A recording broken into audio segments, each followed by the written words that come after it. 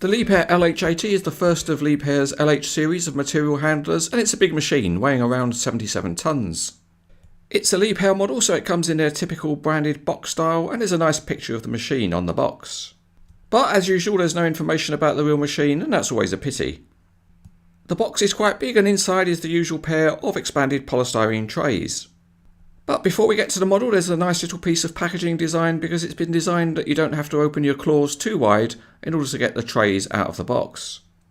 Anyway, it's time to lift the lid, and voila! There is the model sitting nicely in the tray.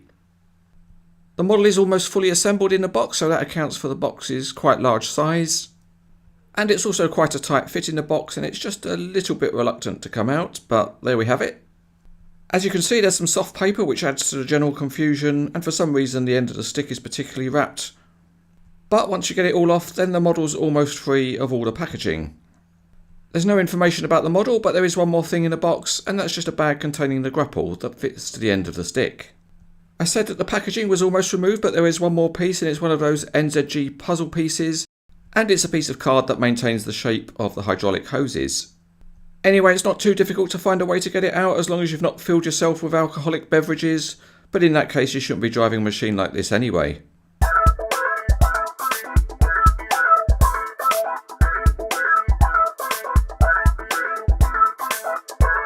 To complete the assembly, the only thing to do is to attach the grapple, and that's done easily with just a steel pin that slots through the various holes.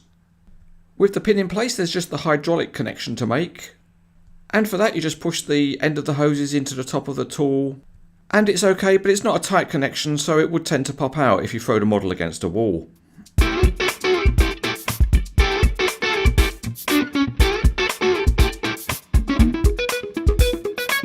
The undercarriage on this model is largely the same as a previous NZG Liebherr material handler model. Underneath there's some transmission detailing, and the tyres are of the fat slick variety. The large metal wheels are very nice with finely detailed hubs, and all the wheel nuts are visible. The outrigger beams and pads are simple enough, they are metal, and they've got discrete riveted connections. One nice aspect is the access platform on the undercarriage and its detailed non-slip surface. Also good is the access platform outside the cab with its extremely fine mesh surface. The driver's cab is also of a high standard with its sharply detailed interior. The curved body shape is modelled well, and it's enhanced by some crisp graphics and some careful painting such as on the rear lights. There are 3 cylinders which control the boom. The 2 outer ones are conventional and they have hydraulic hoses at the top. And the big fat centre one is gas filled to recycle energy and make the machine more efficient. The top of the body is nicely detailed, there are metal grab rails on both sides, and at the back you've got an exhaust pipe and a video camera. Another very nice detail on this model is the hydraulic hoses. They're all made of soft rubber, and that gives it a really pleasant feel, and it looks great too.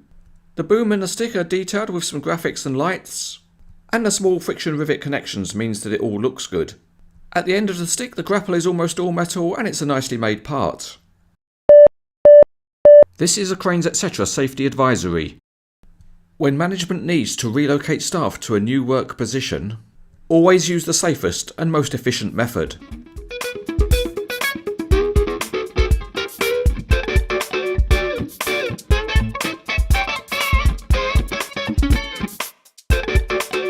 So it's out onto the test track, and let's see how the LH80 trundles along. And it's a nice super smooth ride, helped by the heavy weight of the model.